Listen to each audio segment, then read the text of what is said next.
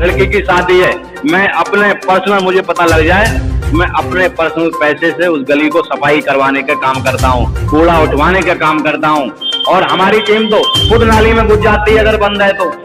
हमारे निराला जी तो ऐसे हैं कि वो क्रांतिकारी, उनको कपड़ों की चिंता नहीं, नेता की चिंता नहीं, शर्म की चिंता नहीं, उनको चिंता है सिर्फ जनता की सेवा की चिंता है। हमारी टीम ऐसी मजबूत है, उस टीम की मैं अपनी बार बार धन्यवाद करता हूं जो मेरे साथ लगे हुए हैं। उन्होंने प्रण किया है अब की बार विजय भाई। नमस्कार, सभी का स्वागत है जनता जनार्दन में। और मौजूद है इस वक्त हम संगम विहार विधानसभा में, और संगम विहार विधानसभा का ये वार्ड नंबर 84 ए से ही है। और वार्ड नंबर 84 ए से मूल निवासी हैं यहाँ पर विजय राठौर जी हमारे साथ मौजूद है। बहुत बहुत स्वागत है सर। बहुत बहुत स्वागत है रमेश जी, जनता जनार्दन का, जो आप आए, जो हमारा इंटरव्यू लिया। मैं हमेशा आपका आभारी रहूंगा।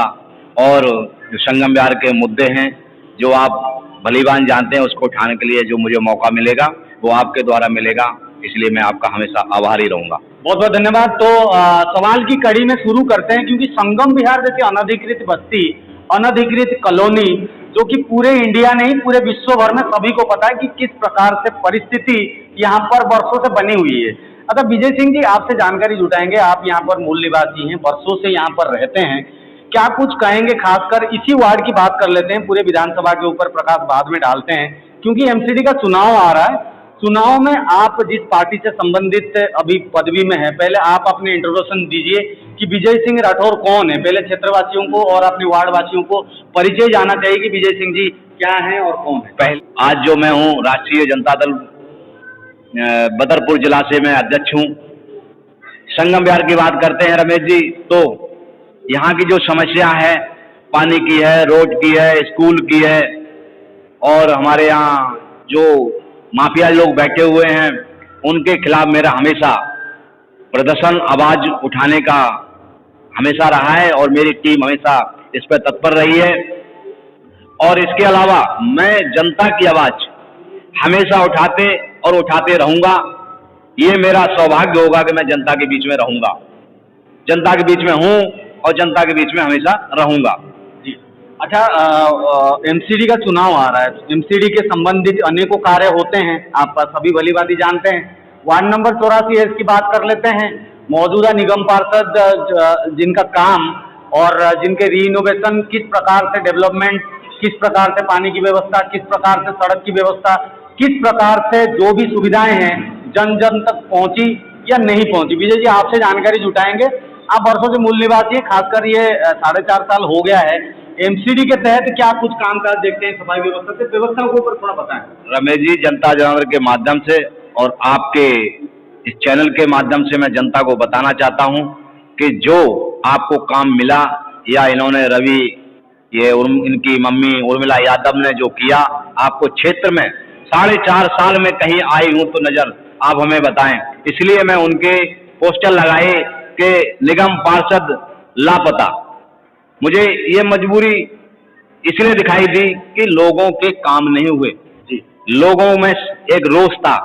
मैं जहां भी जाता था कूड़ा इकट्ठा था, जहां भी जाता था पानी भरा हुआ था, जहां भी जाता था लोगों रोड पे गंदगी थी, कीड़े भरे। हमने कई वीडियो बनाई हमारे अशोक नेहरा जी के माध्यम से, और हमारा जो मयंक प्रधान और हमारे चंद्रमान मामा जी, हमारी जो टीम, जो सारी पूरे दिन भागते थे धूप में, भूखे प्यासे लगे रहते थे कि हर जगह की वीडियो बनाते थे।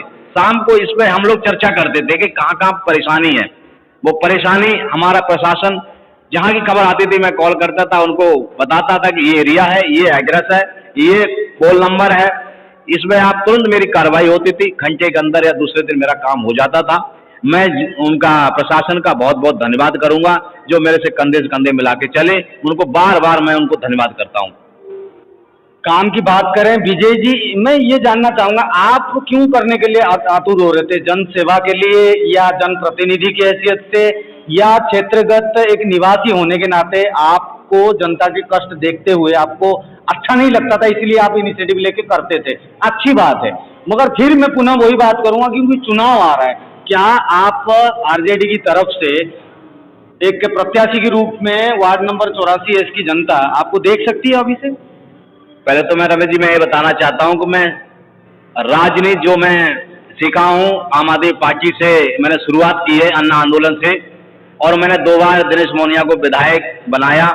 इस क्षेत्र की समस्याओं को लेकर जो मैंने वोट मांगे थे वो मेरे कहीं भी काम नहीं हुए, इसलिए मुझे बाहर का रास्ता अपनी तरफ से मुझे देखना पड़ा। ना मुझे किसी ने हटाया है, ना मैं कोई हटाने वाला था। मेरे को मुझे लगा कि मेरे काम नहीं हो रहे हैं, ये विधायक जो है गुमराह कर रहा है, किसी का काम नहीं कर रहा। मेरी 4-4 मीटिंगें कैंसिल की, पैसा मेरा था, सब कुछ मेरा था। 1 रुपए वो बता दे, 1 टैंकर बता दे मेरा कि अगर घर में लगाया हो, 1 रुपए का काम बता दे कि मेरे घर के लिए उसने किया हो, आज तक नहीं किया। लेकिन मैंने उसके अनेकों काम किए, रिक्शे में धक्के तक लगाए। इतना मैंने मेहनत करने के बाद मुझे एक जुनून इसलिए पैदा हुआ कि मैं खुद जनता की सेवा करूंगा, जो मैंने वादा किया, जो मैं हमें हमारे बोलने पे उनको उन लोगों ने वोट दिया और उस कगार पे पहुंचाऊं। तो मैं चाहता हूं कि मैं जनता की सेवा, ये निगम का चुनाव है, अगर चांस मिलेगा तो और ज्यादा करूंगा, लेकिन मैं ये जनता की सेवा हमेशा करते रहूंगा, ये मेरा दायित्व है। तो इस बार जो चुनाव आ रहा है, मेरा सवाल फिर मैं थोड़ा सा आप क्लियर कर दें जनता को कि वार्ड नंबर 84 की जनता क्या आपको भावी प्रत्याशी के रूप में मान सकती है अभी से? वार्ड नंबर 84 इसमें 99% मेरे को कोई हराने वाला नहीं है।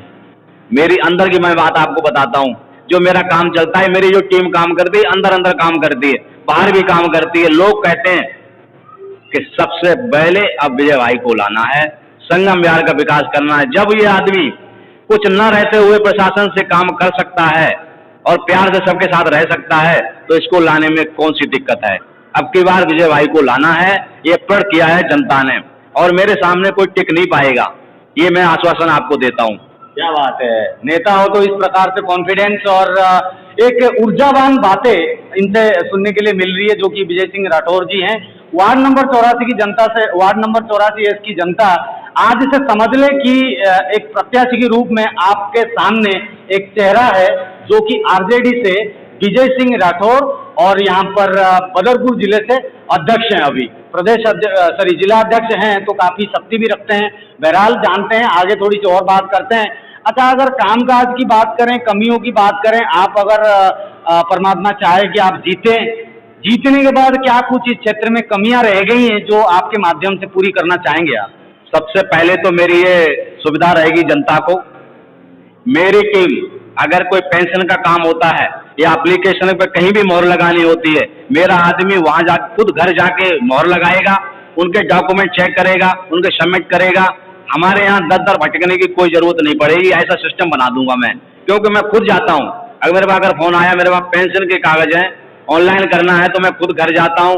मैं अपने नाना जी को, बैंक प्रधान को, मामा जी को, चंद्रभान जी को मैं भेजता हूँ कि जाके उनके डॉक्यूमेंट्स ले आना, क्योंकि वो उनको परेशान मत करो, क्योंकि वो लोग आएंगे, हम कहीं मिले या ना मिले, लेकिन हम खुद अपना टाइम निकाले के उनके घर जाते हैं, उनके डॉक्यूमेंट लेके आते हैं। उनकी ऑनलाइन सर्विस मैं करवाता हूँ, मैं खुद पैसे अपने खर्च करता हूँ, उनको सहायता अभी से दूंगा, तो वो चाहेंगे, उनके दिलों में हमेशा हमारे लिए राज रहेगा।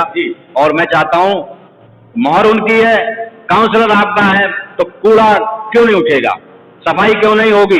मैं देखता हूँ कि जैसे सांस्कृतिक कोई भी प्रोग्राम है, लड़की की शादी है, मैं अपने पर्सनल, मुझे पता लग जाए, मैं अपने पर्सनल पैसे से उस गली को सफाई करवाने का काम करता हूँ, कूड़ा उठवाने का काम करता हूँ। और हमारी टीम तो खुद नाली में घुस जाती है अगर बंद है तो।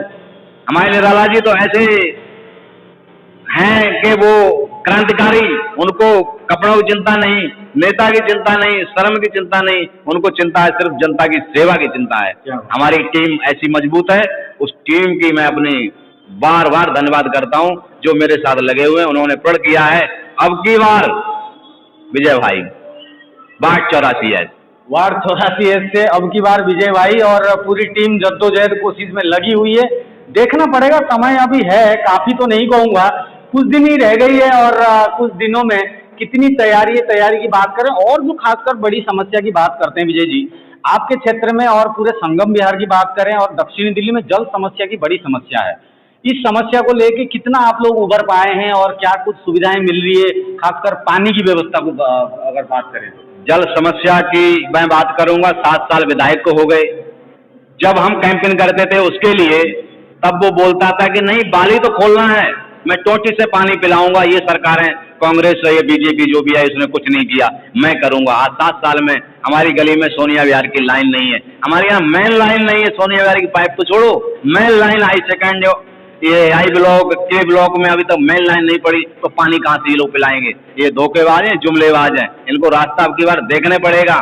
मैं जनता से फिर अपील करता हूँ, एक निगम पार्षद दे दो वार्ड 84 आज विजय राठौर को, आपको सारी सुविधाएं ना करा दूंगा तो आप कहना।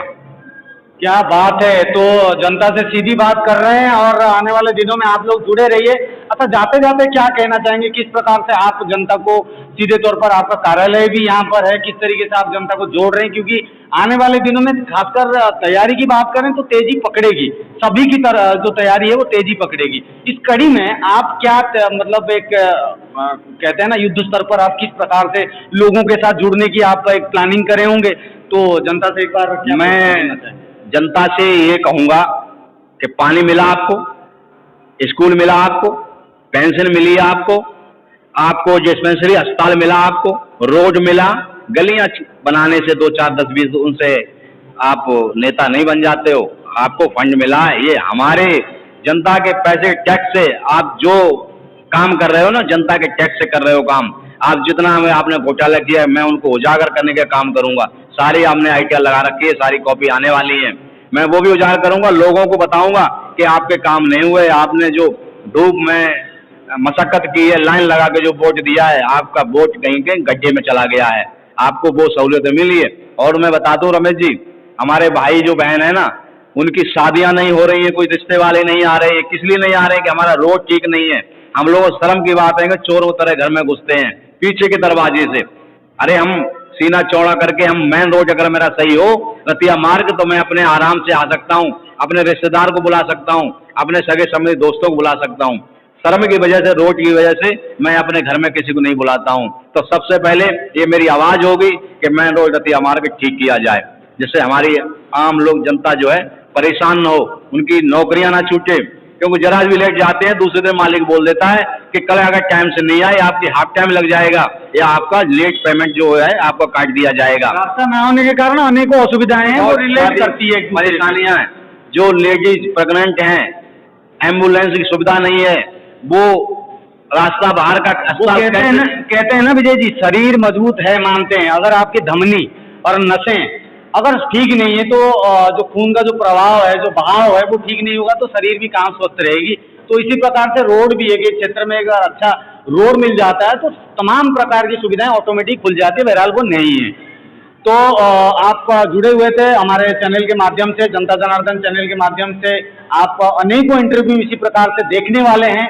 तो मेरी गुजारिश यही रहेगी, आपका सभी जगह चैनल को एक बार लाइक कर लें, सब्सक्राइब कर लें, और फेसबुक में भी फॉलो कर लें, और यूट्यूब में भी सब्सक्राइब कर लें, और घंटी यानी कि बेल आइकन को आप जरूर प्रेस करें, ताकि इसी प्रकार से अनेकों इंटरव्यू और लाइव सेगमेंट के साथ हम आपको आपकी सभी क्षेत्रगत न्यूज के साथ अपडेट देते हैं, और आगे भी इस कड़ी में मेहनत करते रहेंगे।